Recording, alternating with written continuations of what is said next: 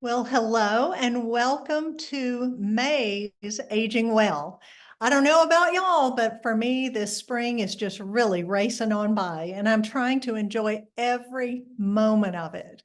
We have a great program for you tonight, and so we really want to get started. But before I do, I always want to thank our team, especially tonight, again, Courtney Hayes, who's doing the heavy lifting, as Tom Roth had a previous commitment over at our CTSI, and Audrey Belfaro, who is with our ADRC, our Alzheimer's Disease Research Center, and then, of course, Tom Roth, who is with our CTSI. Always such an amazing team. But as always, we want to thank you, because if you weren't here with us on the second Tuesday, again, we wouldn't have much to do. So thank you so much for being here. So for tonight's Eating Well segment, I didn't have to go far at all to record this month's session. I just had to come downstairs into our kitchen because once again, one of y'all's favorites is my sweet husband, Don McClain, who really truly is an amazing home chef. And so if we're ever struggling to get a local chef's availability, I know I can always count on him for something wonderful. And he is actually preparing one of our favorite dishes. The salad niçoise is something that is just perfect for a warm evening. So without further ado, I'm going to turn it over to Don.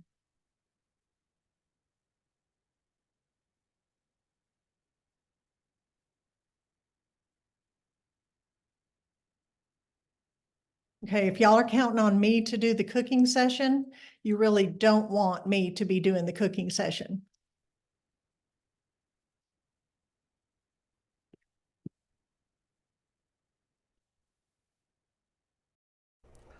Well, hi, and welcome to Aging Well. I'm happy to be back again, and to give you do one of my favorite summer recipes, which is salad niçoise. That's salad in the style of Nice, which is a beautiful town on the Mediterranean and of course, southern France.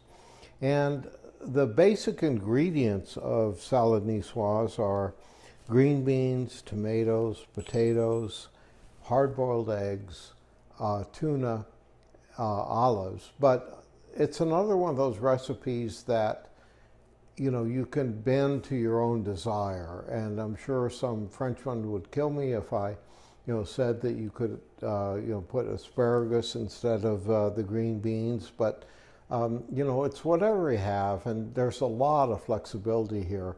And the wonderful thing about this recipe, in my mind, for people like me and you and Deb that are busy all the time, is that it's a recipe that's going to be served at room temp. So no last minute panic about getting things hot on the table.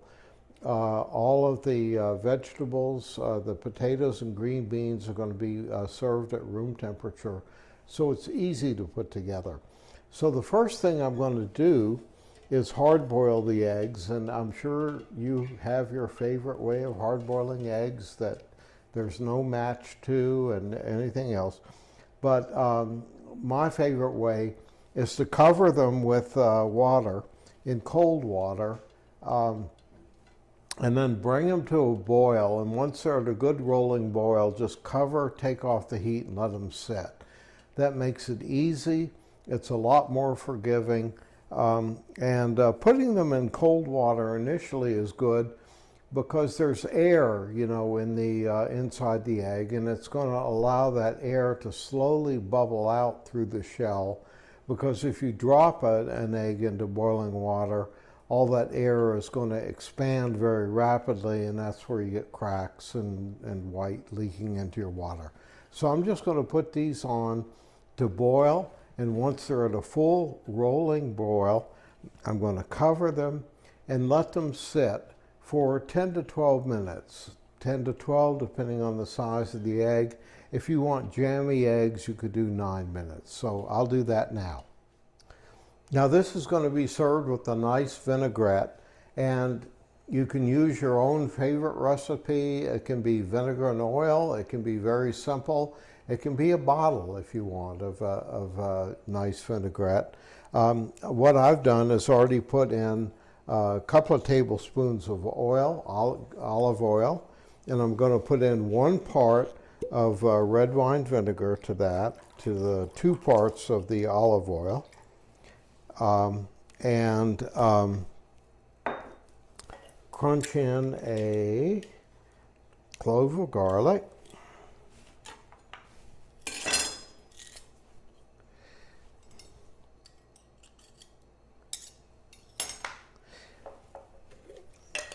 and roughly a teaspoon of Dijon mustard, also French, appropriate to the dish, and just whisk that.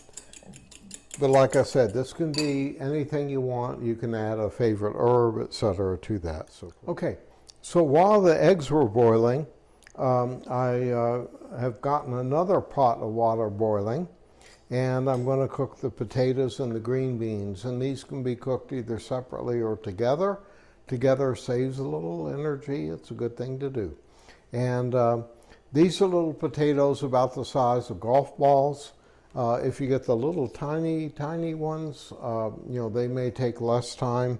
These I'm going to cut in half or quarter the larger ones, and it'll take 10 minutes or so to cook, maybe 10, 12. And I'm going to put them in, and here's a larger one I'm going to quarter, and I'm going to throw them in, and then throw in the green beans into the same pan. I'm just going to pull the green beans out sooner because they only take about 5 minutes to cook. So here we go. The potatoes are going in. Oh, an escapee is going in too.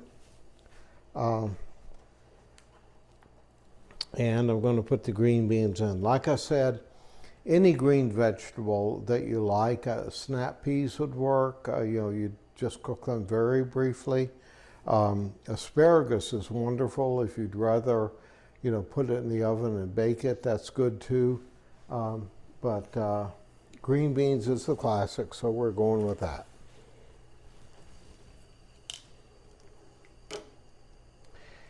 And we're going to put them in together. The green beans won't take as long to cook, so I'm going to test them with a fork, and when I think they're about right. You don't want them tough, but you want them still a little bit crunchy. And the potatoes, likewise, you want to be able to put that fork through pretty easily.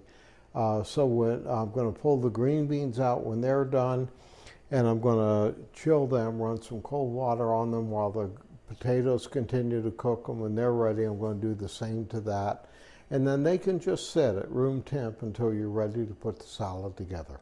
Okay, so the eggs have been sitting in, I took them, once it got to a full boil, I took them off the boiler and just let them sit in the boiling water. And you need to have enough water to keep them hot, so you want about 1 inch above the eggs. And I'm going to take those out and start chilling them. So I'll just pour off the water.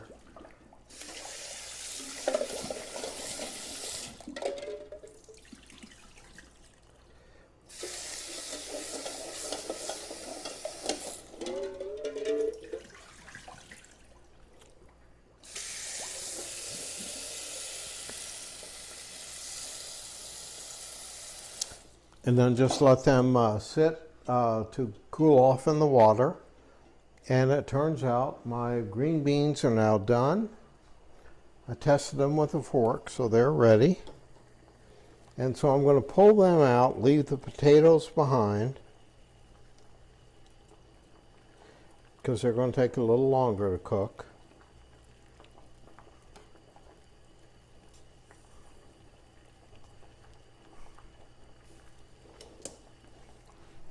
Then I'll continue cooking the potatoes until they're fork tender also. Okay. Okay, so the eggs have cooled and I've peeled them, and the peel came off just pretty as a picture. because they've been sitting in that cold water. The potatoes are now done. They're forked nice and forked tender. So I'm going to put a pan on for the tuna, and we'll talk about that in a second. Those are those green beans that have been just sitting there. And I'm going to put the potatoes to let them cool down a little bit. And I'm going to heat up the pan for the tuna. Now the classic salad niçoise actually is ease itself. It's a can of tuna, and you know, the better the tuna, the better it'll be. And I like olive oil packed tuna. You can get even fancier than that. Get tuna belly and all that. But you know, any kind of tuna you have is fine. It's going to be good. If it's a can of tuna at the end, you're going to break it up. If it's tuna steak like we have tonight, I'm going to sear it on a very hot pan. Just we like it a little bit rare. And this is, if you live in Winston-Salem, it's from Seafood Products in West End that has, I think, really the best tuna, and I don't get paid to say that. So we're gonna sear it, but like I said, tuna in the can is classic for this, and it works fine. Okay, I'm going to cook the tuna, and rinsed it off, patted it dry so it won't splatter, salted and peppered a little bit, and put it into a very hot pan because we like it rare. If you like it a little less rare, pan doesn't have to be quite as hot. We're going to let that sear for about 2 to 3 to 4 minutes on either side, depending on whether you like it super rare, medium, or you know, more well done. Okay, the tuna has seared on each side for about 3 minutes each, and I'm going to take it off and turn off that burner and let it sit there, and then I'm going to plate. And that's all there is to it. So the tuna's seared, and I'm going to now start plating. And I'm going to take some lettuce right out of the garden, and I've already prepped some. And a nice soft lettuce like Bib works well. So we're just going to tear that up into little bite-sized pieces. I've already torn some up here, and we just want to kind of spread that out on a plate. And then we want to distribute our veggies. So I'm going to put kind of green beans here and here.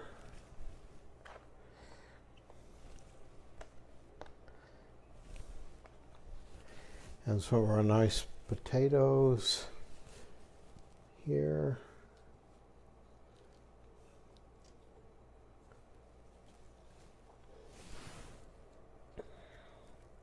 And there.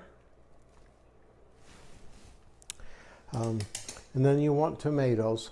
You want a nice ripe tomato. I've used the little Campari things you can get in the grocery that are really good, I think. And depending on how big they are, you can quarter them or halve them. I'll just cut them in quarters here.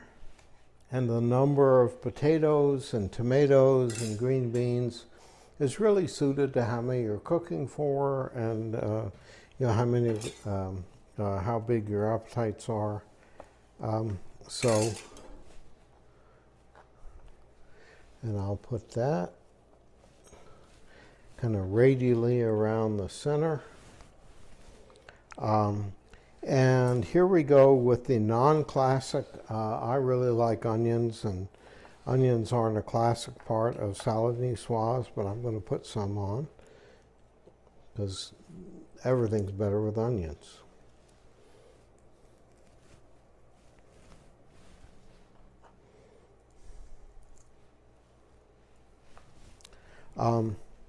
A part of the classic niçoise is a black niçoise olive, or Kalamata olive, and you know, you can put those on. They're optional, depends on whether you like them or not.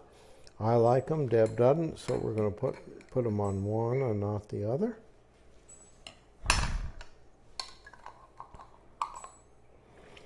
And the hard-boiled eggs that I peeled, I'll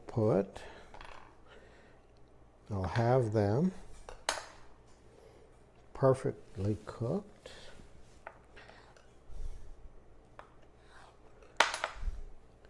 And have them. And if you had canned tuna at this point, you're just going to want to break it up a little bit and sprinkle it in the center. But we have our really wonderful tuna steak here. And I'm just going to slice it thinly.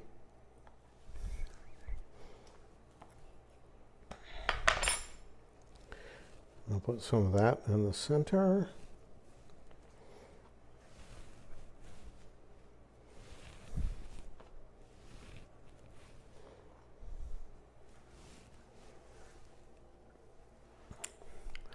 Then finally the anchovies, and Deb would probably shoot me if I put any on hers, but I'm going to put some on mine. And these refrigerate okay. You can just stick them back in the fridge and wait till your next pizza or chef salad or whatever you're going to be doing. So I'm just going to get my hands all greasy and lay a couple of anchovies across. And then, again, pickles aren't necessarily a classic part of it, but you know, I think a nice little sour crunch. You can use, you know, jarred artichoke hearts, the marinated kind, you know, that kind of have a little vinegar. You know, it helps to have a nice little sour touch to it. So I'm going to put that on. And then I'm going to dress. And whisk it up again, get it nice emulsified.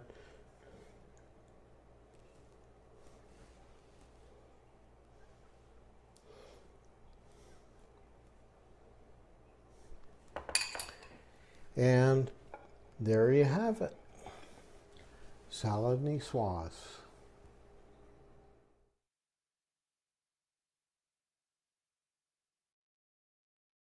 Well, again, I can attest personally that it was absolutely delicious.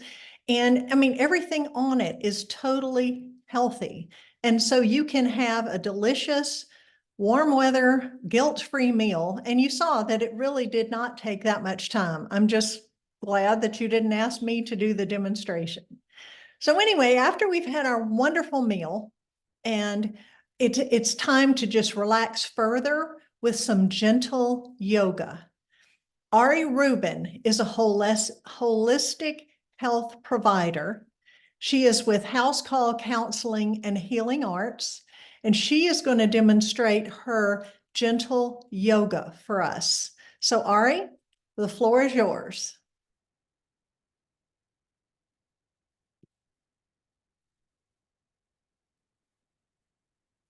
Hello and welcome to House Call Counseling Healing Arts Adaptive Gentle Yoga. I'm Ariel, your holistic health practitioner. Begin by coming to the edge of your seat, sitting up nice and tall. Now place one hand on heart, the other on the belly. Inhale, exhale on a sigh. Inhale, feel your breath fill up in your lower lungs. Exhale, relax the body.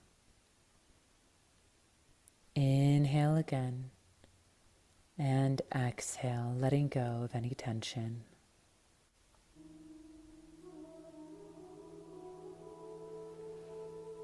Notice how you feel. Notice what brought you here today.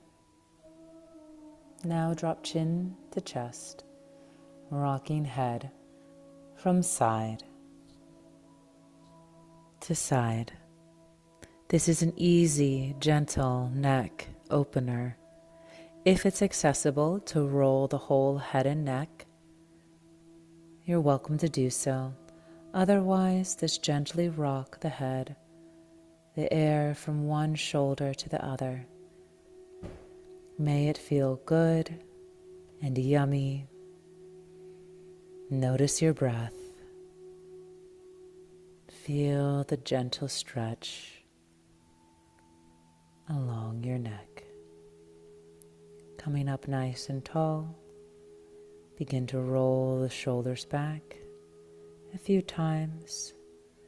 Feel the joint in the shoulder socket. Now rolling forward a few times. Feel those shoulders drop.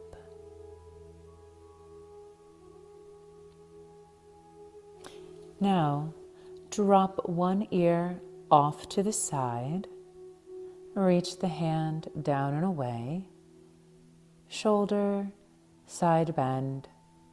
Feeling a nice stretch from your neck to heel of hand. Slight bounce if you so desire to deepen the stretch. Breathe. Feel your breath. Then inhale, come center. Drop the air off to the other side. Relax the shoulders. Slight bounce if that feels good for you. Notice how this side feels different from the other.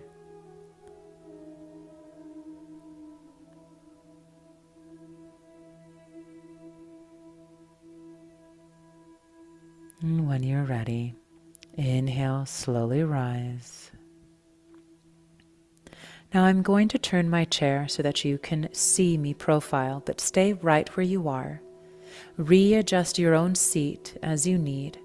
So now we can do flexions with a fold and extensions. Bring hands to your knees. On an exhale, tuck the tailbone, drop chin to chest, coming into flexion.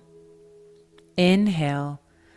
Lift the tailbone, lift the heart, lift the head, extension in the spine.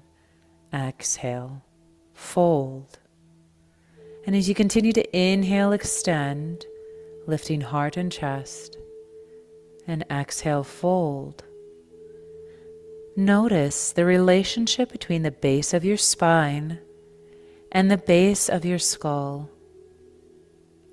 Notice your spinal cord floating between the base of your spine and base of skull as you exhale, flexion, inhale, extension. Now, coming into a spinal twist, come to the edge side of your chair. Sitting up nice and tall, reach behind you at the chair. At a placement of the chair where it feels good. Inhale, lengthen. Exhale, twist, pulling and pushing the back of the chair as necessary. The head and eyes turn at the direction in which you go. Feet and hips are planted. Deep breath. Inhale. Exhale. Feeling breath all the way into your lower back. Feeling that nice gentle twist from the base of your skull to the base of your spine. Keep sinking the shoulders. Inhale, center the head forward. Exhale, the rest of body follows. I'm just shifting chairs so that you can see me on the other side. You stay right where you are. Inhale now, sweep the arms up. Gather heaven and integrate heaven into the body. Let's do that one more time. Arms down at the side. Inhale, gather earth now, gather heaven. And on your exhale, integrate heaven and earth through the body. One more time. Inhale, sweep open the arms, gathering loving nourishment. Exhale it into the body. Other side, spinal twist, coming to the edge of your seat. Reaching one hand back behind you at a comfortable position and the other one follows. Inhale, lengthen. Exhale, twist. Turning the eyes and the head in the direction in which you go, using the support. Rooting down and towards your seat, rooting in towards your feet. Feel the knees stacking on top of the ankles.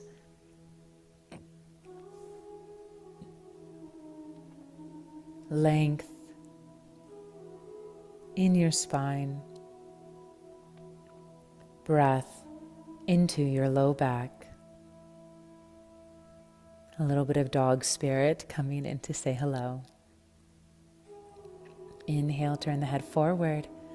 Exhale, allow the rest of body to come forward, recentering yourself at the edge of your seat,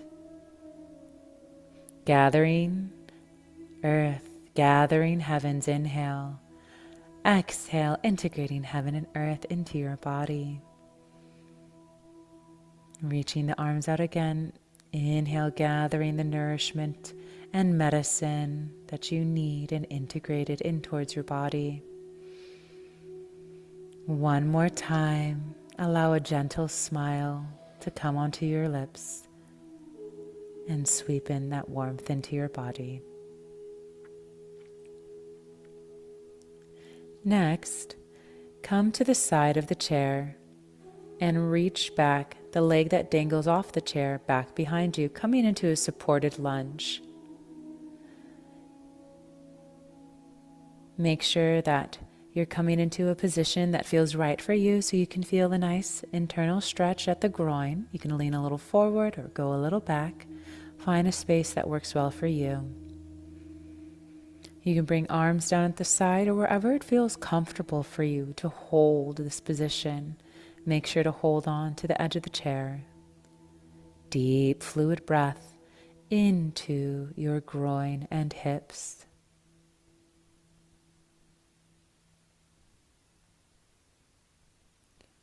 Rooting down, notice how it feels to breathe in to your body. Inhale, bring that back leg forward and switch sides, coming to the side edge of the other chair, reaching back with the other leg as far as is comfortable for you. Make sure that the ball mount of the foot bends, adjusting as necessary, holding on to the chair, placing the hands where it feels comfortable, leaning forward or to the side to deepen the stretch so it feels yummy. Notice how this side might feel a little different from the other side. If you feel or notice any thoughts coming up that don't feel good, just breathe it away. Just root back into your hips and notice the sensation occurring in your body. Then gently bring that back leg forward, readjust onto your seat. Inhale, gather earth and heaven, integrate heaven and earth into the body. And now, come to standing, stepping away from your chair, preparing for the next standing last sequence. Inhale, gather hands above head, palms touch, and bring hands to the heart, soft bend in the knees. Relax hands to the side. Inhale, gather the heavens. At the top, turn the palms away, push out, fold, hinging at the hips, straight spine till it can no longer be straight. Let the head go. Inhale, halfway lift, hands to shin, straight spine, heart lifts. Exhale, drop, let the head go. Inhale, straight spine, gather earth, gather heavens, integrate. Exhale, gentle twist, allow the knees to bend, looking behind you. Inhale, center. Exhale, other side, open twist. Inhale, center. Exhale, grab hold of wrist. Exhale, side bend. Inhale, center. Grab hold of other wrist. Exhale, side bend. Inhale, center. Exhale, hands come to heart. And again. Knees bend. Inhale, sweep open the arms, gathering the heavens. Exhale, pushing open the clouds. Hinge at the hips, fold, straight spine, and release, let the head go. Inhale, lift the heart, hands to shins. Exhale, fold, let the head go. Inhale, sweep up, gather earth and heaven. Exhale, bending the knees, open, twist, palms open. Inhale, center. Exhale, open, twist. Inhale, back center. Grab hold of the wrist. Exhale, side bend. And inhale, center. Exhale, side bend. Inhale, center. And exhale, hands to heart center. And again, inhale, sweep open the arms, opening the heart. Exhale, pushing open the clouds, hinging at the hips. Heart is lifted till it can no longer be lifted. Fold, letting the head go. Inhale, halfway lift. Exhale, fold, let the head go. Inhale, lift the heart, lift the hands, gather the heavens. Sweep open, welcome the heavens in a twist. Inhale, center. Exhale, bend the knees, twist open to the heavens on the other side. Inhale, center. Exhale, side bend, making a rainbow, half rainbow with the body. Inhale. Exhale, side rainbow on the other side of body. Inhale, center. Exhale, hands to heart. Thank you so much for joining today at Aging Well. My name is Ariel. Much love and light to you on this day. If you enjoyed this presentation and would like to learn more, schedule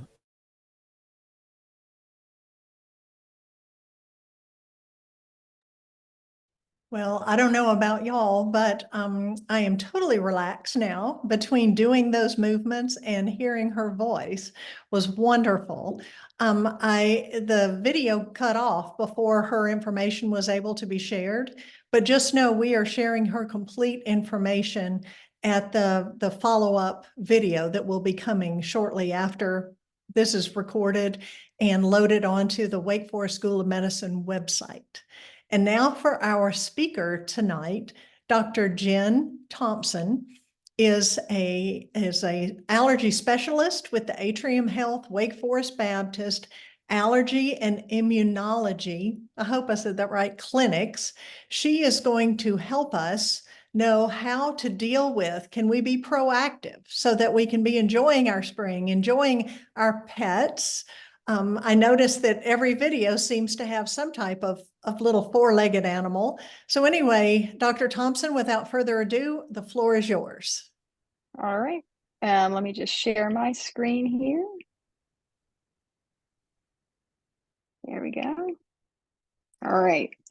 So like Deb said, I'm Jen Thompson. I'm an allergist. I see both pediatric patients and adults, so I treat the full spectrum of allergies. And so today I'm going to talk about environmental allergies, both seasonal allergies that kind of pop up at various times during the year, but also just what we call year-round or perennial allergies, so like your dust mite and your animal dander allergies. And so environmental allergies are a big issue. They impact about 60 million people in the United States, and they have multiple impacts just on daily life. They disrupt sleep, they cause poor sleep, they cause no sleep, they can impair social functioning, they can disrupt physical activity, lead to decreased productivity overall. They cause missed school days, missed work days, and just lots of impacts that some people just might write off as, oh, that's just environmental allergies or seasonal allergies. It's not a big deal. It actually is a big deal for some people. And so these are some symptoms of environmental allergies. The most common symptom is runny nose, and it's typically a very watery or clear drainage that comes out.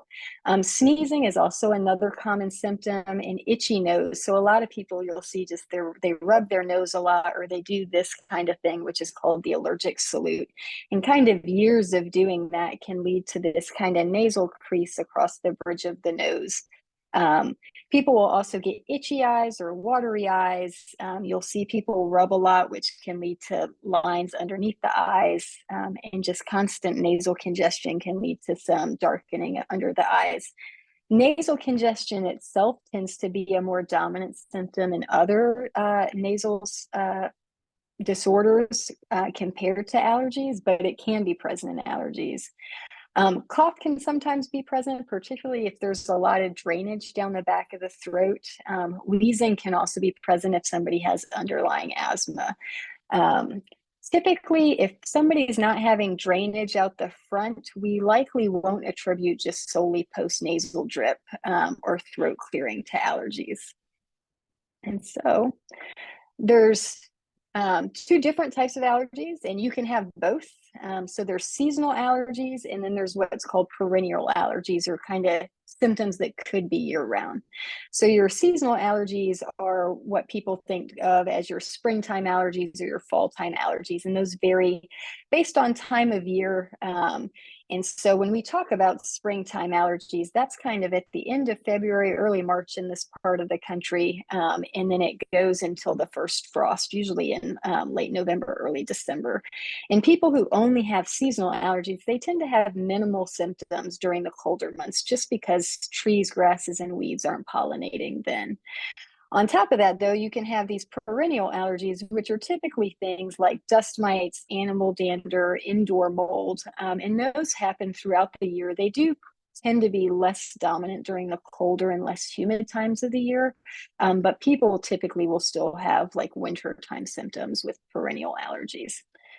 And so your seasonal allergens are up on this screen. So tree, grass, and weed are your big dominant allergens. And before I talk more about those specifically, there's a website at the very bottom there. It's specific for the state of North Carolina. And you can, if you can go to that website and you can actually sign up. And from the time that pollen collection starts, usually at the end of February, early March, until they last collect, which is usually sometime in November, every workday, every Monday through Friday, they collect pollen counts, and you can get them emailed to you, and they'll tell you tree, grass, and weed pollen, and whether that's low, moderate, high, or very high. And so it allows people to kind of track specifically if they know what their allergen is, to know like when their season is upcoming. It will also tell you the dominant allergen of those different things. So tree pollen is typically your spring, your big dominant springtime pollen. It starts towards the end of February, early March, and as kind of the weather warms up, as we experience like global warming and climate change, and it starts getting warmer earlier and earlier during the year, the seasons are starting to stretch out a little more, and some of the pollens that we would typically only see in one season are now starting to span some other seasons. So tree pollen, like I said, typically your springtime pollen, definitely the dominant one in March and April, typically starts to increase end of February, early March, which is what happened this year. And it tends to go, it's starting to drop off now, like when you look at the pollen counts. So whereas it's been very high or high for weeks, now it's becoming more moderate. In this part of the country, oak and birch tree, and then hickory, pecan, walnut tree are your dominant allergens. But you can have other big ones like maple, elm, sycamore tree. And then your grasses, they tend to start pollinating usually in April and May. And so the levels have been pretty moderate for the past few weeks. In this part of the country is more your northern grasses. So grasses like timothy, rye, orchard. Timothy is typically the big one, but all your northern grasses are very cross-reactive. So unfortunately, if you're allergic to one, you're likely to react to all of them. And in this part of the country, we do have some southern grass present. So Bermuda is probably the biggest and most prevalent one. And so typically the further south you get, like in Florida and Georgia, Bahia and Johnson also become bigger issues. And then your weeds, those tend to become dominant towards the end of the summer, early fall is when they really start. And ragweed far and away is the most dominant weed pollen in the United States. That happens and they pollinate until the first frost. And so that tends to be, at least here, usually sometime in November or early December. And when that first frost comes, that really signals the end of pollen season. There, at least here, there's no other tree, grass, or weed that's going to pollinate after that. In Texas, cedar will actually pollinate in the winter. And so there will be a phenomenon called cedar fever when the cedar trees go through pollination there, where people will develop pretty intense allergy symptoms. It's not on the slide, but mold can be an allergen. There's a lot of misinformation about mold and what it does and doesn't do. It causes symptoms just like trees, grasses, weeds, and dust mite. And so it will cause runny nose and itchy, watery eyes. And people who have asthma, it can cause asthma-related symptoms as well. But there's just, in an otherwise person who's well and doesn't have significant immunodeficiency issues, it's not going to cause big, bad, scary things that something like tree or grass pollen is not going to cause. There are a lot of things that get attributed to allergies that are actually not consistent with allergies. And so the biggest three that we typically see in our clinic tend to be fever. So fever is not going to be a symptom of allergy. If somebody's having true fever, like 100.4 or greater, we would never attribute that to allergies. People who have pretty significant environmental allergies, there's a lot of inflammation in the nasal and sinus area, which can predispose them to getting infections more easily, but allergies in and of themselves don't cause infection. Thick mucoid drainage, especially discolored drainage like yellow, green, is not something that's typically attributed to allergies. Again, the drainage with allergies is usually more clear, white, really runny, watery. And then just having eye symptoms in one eye. Both of your eyes are obviously exposed to the environment pretty equally. And so if somebody has pretty significant symptoms in one eye, but the other eye is pretty clear, that's usually infection or something non-allergy related. And so treatments for allergies, we in our allergy clinic, we tend to focus on three different kind of arms of treatment. There's environmental controls, like how preventative can we be to reduce exposure. There's medication management, and then there's immunotherapy, which is a fancy name for allergy shots. And so to talk about environmental controls a little bit, from a pollen standpoint, unfortunately, you can't make there be no pollen. That's just a fact of life. You could cut down every oak tree in your whole neighborhood, and it's going to make minimal, if any, difference. They've done studies that show more than 200 miles out to sea, like miles above the ocean, that they've found pollen that far out. And so the pollen that you're being exposed to is from counties away. So you can't, what can we do about that to reduce pollen exposure just on a day-to-day level? So your highest pollen times during the day are going to be between 5 and 10 in the morning. Also, windy, breezy days tend to be higher pollen times, and then dry days are higher pollen times. So trying to reduce outdoor exposure during those periods can be helpful. Pollen levels are typically quite low on very humid days and during and immediately after rainstorms. So if you live in this Winston-Salem, Greensboro area today and probably tomorrow, pollen levels are going to be quite low because it was raining all day long. As much as people really like to, lower the windows, open the windows and open the doors when the weather gets nice, if you have pollen-related allergy symptoms, you actually want to do the exact opposite. By opening up windows and doors, you're allowing pollen into your home, which is an area where there really should be minimal, if any, pollen. You also want to keep the doors, the windows up in the car, keep the sunroof closed if you have one, to really try to isolate yourself from pollen blowing into your car. You want to change air filters at home regularly. If you dry clothes, try not to dry them outside. And then If you've been outside that day for any significant length of time, whether it's exercising or gardening or anything like that, and you have any kind of length of hair, it can be helpful to rinse out the hair before you go to bed, or cover it with some sort of wrap, because the grains of pollen will get trapped in the hair, and then you lay down on your pillow and you just kind of sleep in a little pillow of pollen. From an animal related standpoint, so like dogs and cats specifically, there's lots of dogs and cats that are marketed as like hypoallergenic, but there have been no studies that have really conclusively shown that any breed of animal has been genetically altered to become hypoallergenic. They've done studies on allergen composition in households that have these hypoallergenic dogs versus like regular dogs, and there's no difference in the allergen components in the household.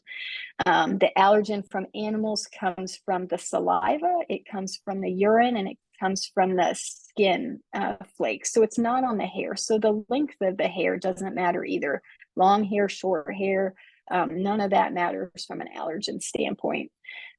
It's very particular to an individual. There's multiple different allergens that you can be sensitized to, and we can test for a lot of those, but it's not breed specific. Like it really is different parts of, like, whether it's the saliva or the urine or the skin.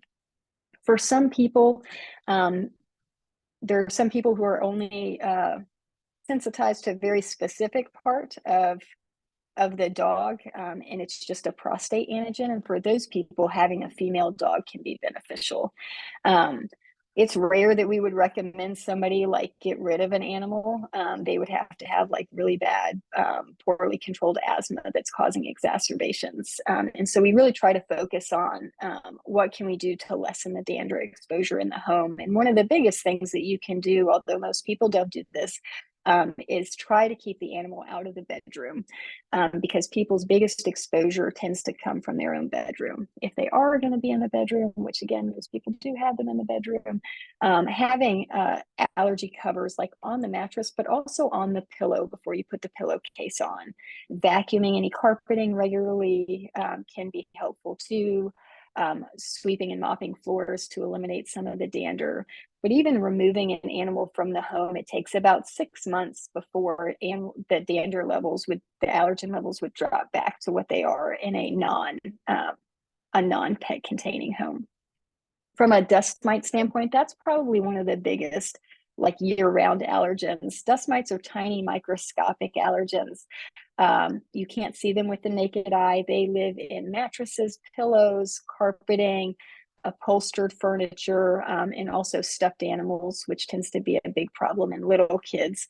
And the ways to kind of reduce the exposure there, because it's hard and almost impossible to just completely eliminate them. They're present in more than 85% of US homes. They thrive in humid environments like our North Carolina climate, is keeping the humidity in the home below 50%. So they thrive when the level is above 50%. So we tell patients to really goal, at least for the bedroom, to be between 30 and 50%. And they make little tools called hygrometers that you can get on like Amazon for probably about $10 or so, where you can measure the humidity in a room. But a lot of people's thermostats do that now too. But keeping the humidity low, washing bedding regularly, vacuuming floors and carpeting at least once a week. A lot of the things that you'll do for animal dander kind of cross over for dust mites. So also allergy covers on the mattress and the pillow, and then limiting stuffed animals on the bed.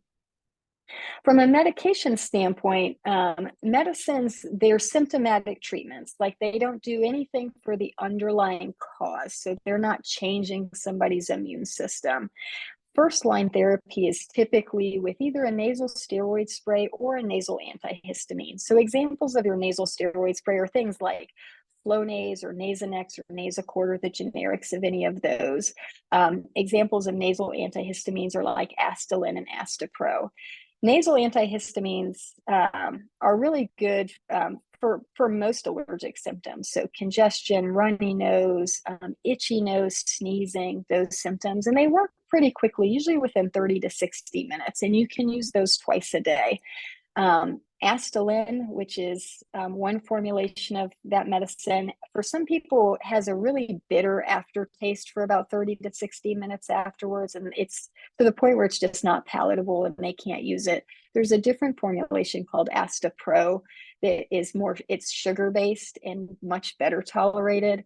Like I said, those work pretty quickly. They don't need to be used every day. They can be used every day, but they don't have to be used to kind of get the maximum benefit.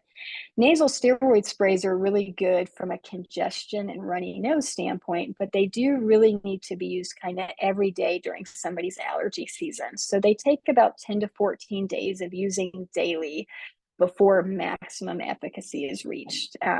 So while they are super helpful, it does typically need to be used every day. You can get some benefit just using them as needed, but they are better if you can just use them routinely.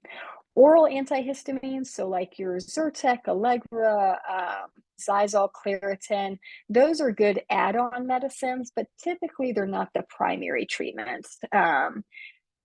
I will say there, just a word here, there's Benadryl and Atarax. So Benadryl is obviously over the counter. Atarax is prescription only. Those are what's called first generation antihistamines. So they're older than your other medicines like Zyrtec and Allegra, and they cross what we call the blood-brain barrier, and they cause pretty significant side effects even when people don't even realize that they're occurring.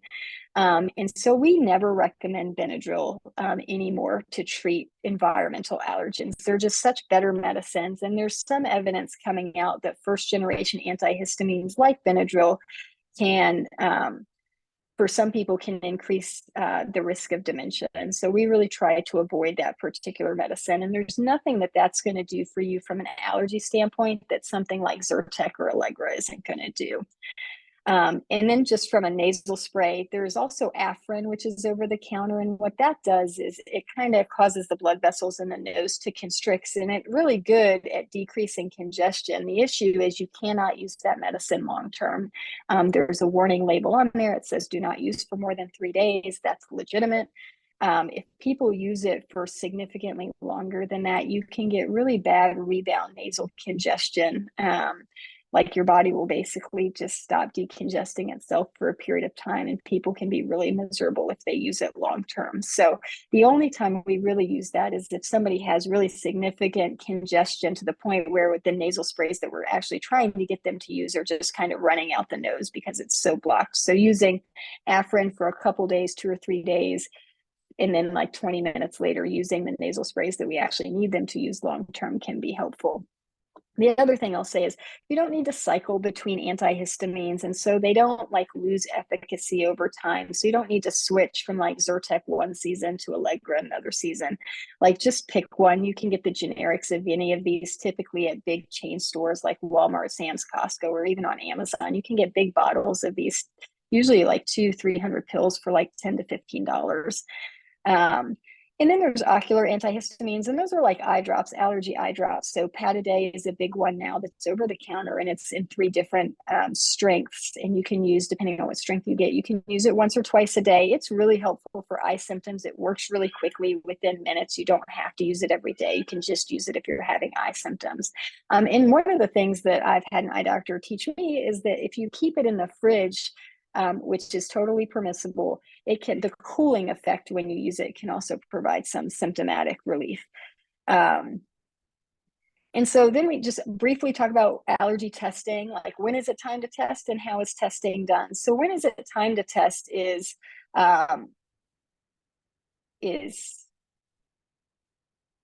if you're using the medicine and it's really not working, it's really not having really significant effect, like that's a time to test. Or when you're using it, you're getting some impact and it's just not enough.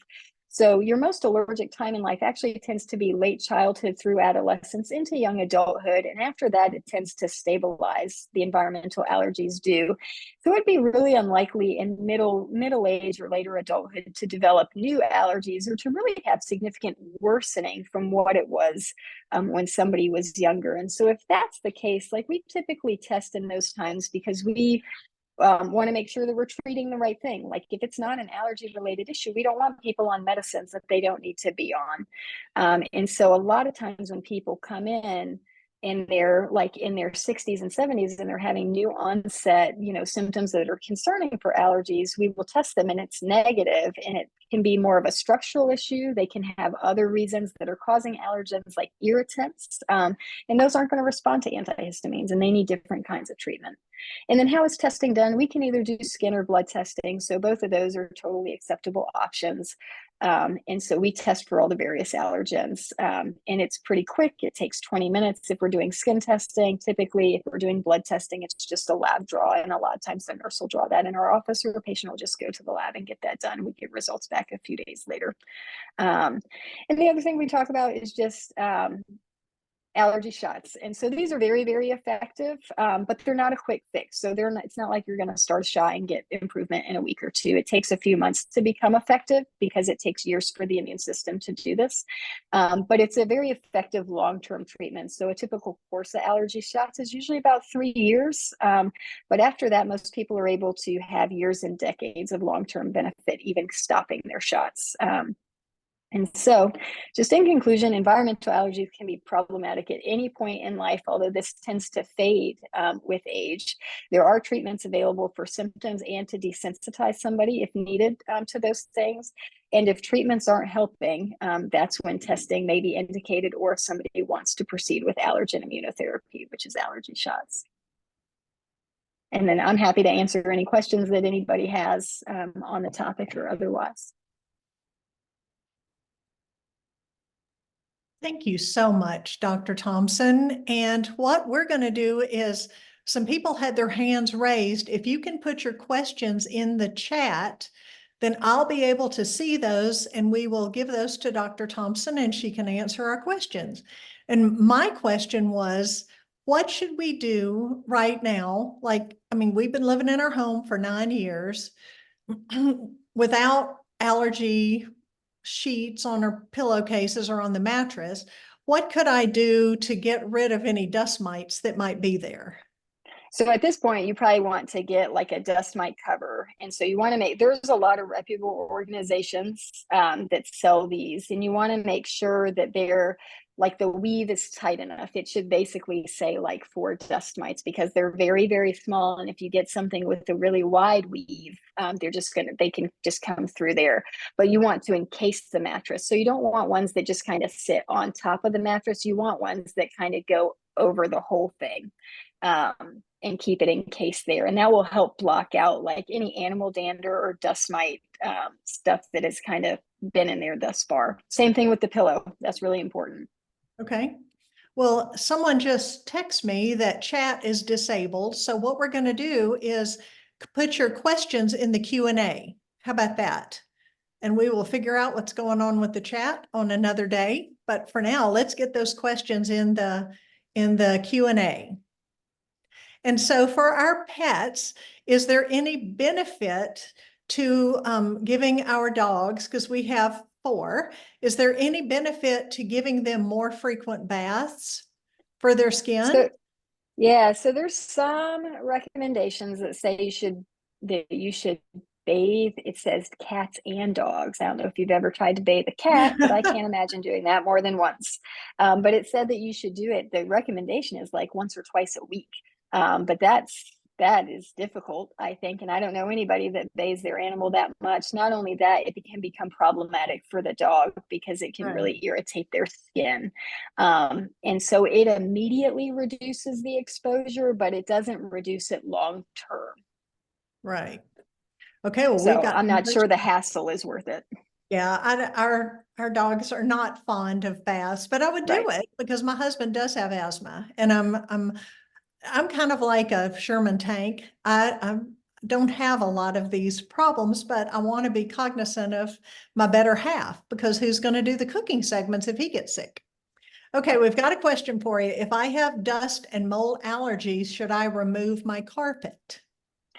Eliminating carpet has been shown to help dust mite allergy. I think the evidence for some of the mold interventions is a lot less strong than we have for pollens and dust mite. But if somebody has bad dust mite allergy, getting rid of carpet in the household can be a big help, especially animal dander allergies, just because that's a big reservoir for allergen.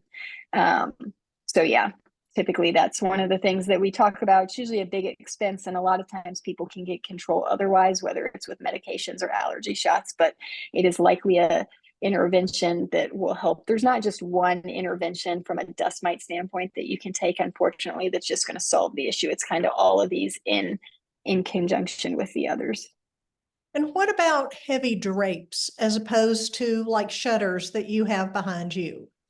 Yeah, I think any kind of like upholstery, carpeting, fabric type stuff is likely to make it worse. I don't think we have as good evidence for drapes and curtains as we do for things like carpeting and upholstered furniture, though. Okay. Is it possible to have vertigo due to allergies? This comes up occasionally, and I don't think so. Like you can have eustachian tube dysfunction where you kind of get clicking in the ears and things like that. But vertigo, like, would really be only like if somebody was having like really significant like fluid kind of trapped in the ear and kind of felt off balance because of that. I would not in my clinic attribute somebody's vertigo to just environmental allergies unless they had like a pretty complete workup otherwise, and they had a lot of other allergy type symptoms and pretty significant positive allergy testing. That's a symptom that I would think is really unlikely to be just solely allergy issues. Okay. Could allergies be due to a sensitivity in chemicals in the garden? No. So there is, I forgot to talk about that, but to be allergic to different pollens, the pollen related stuff, you're actually not allergic to flowers. You can't be allergic to like roses and tulips and carnations and things like that because they're bee pollinated. And to be allergenic, it has to be present in such abundance in the environment that you get just such widespread exposure. And so in those cases, it has to be wind pollinated, and it has to be proteins too. And so pollens are proteins, whereas chemicals are not going to be like proteins in and of themselves. You can get what's called an irritant rhinitis. So you can get symptoms that might mimic allergies from chemical exposure, but that's just because it's irritating the nasal mucosa. And so antihistamines like Zyrtec or Allegra likely aren't going to be super helpful for that, but a nasal steroid spray like Flonase or Nasacort is likely to be more beneficial. What about wearing a mask like we all got so used to during COVID? Yeah, that's actually really good for people that have particularly grass pollen allergies if they're going to go outside and cut the grass, or they know they're going to spend a lot of time outside. So wearing like a pretty significant face mask, not necessarily just one of those flimsy surgical masks, although that's probably better than nothing, but also like the safety goggles that kind of wrap around the head can be really helpful. In reducing the exposure. So I do have patients who have pretty significant grass pollen allergies, and when they go out to cut the grass, like they kind of garb up in all this stuff. Mhm. The other thing to do too is if you've spent a lot of time outside and you have pollen related allergies, try to change your clothes like as soon as you come in, take off your shoes. So you're not just bringing all that pollen into the house. And for people with animal allergies, if you've been at a place that has animals, but you yourself don't have animals at home, really trying to not get rid of your clothes, but like shed those clothes pretty quickly after coming in, because it's really easy to track animal allergen into a home. Is there any way to get rid of dust with special filters? HEPA filters can help, but like dust mites, unfortunately, are going to be ubiquitous in most US homes. So you're not going to ever completely eliminate them. Like the covers and the vacuuming and the washing things and the filters are all ways to reduce them, but you're not going to completely eliminate them. Unfortunately, it's kind of like the pollen. Do you recommend having your house tested for mold if you have a mold allergy? No, no. And there's a lot of companies that kind of like market themselves in this arena. It's only like active mold that's an issue. And so if you have wet active mold, that can be an issue, but I would never pay somebody myself to come and do that. If I was even contemplating that would be an issue, like I would be doing allergy testing for mold first to even see if I was sensitized to that.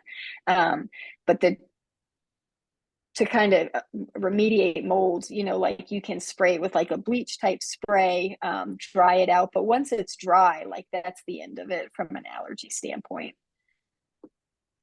Okay, this one's kind of long. So, hi, Mhm. I was watching the solar eclipse and stood under a tree for shade now and then. I developed a rash on the back of my neck that evening. Could it have been an allergy caused by the tree? I didn't touch the tree at all. Did not notice any pollen either near it or on the tree that I could see. That is why I stood under it. I would say that that tends to be unlikely. People get like rashes related to certain allergens. So like some people are really sensitized to animals, and if the animal licks them or is kind of up on them, they'll get hives where that happens.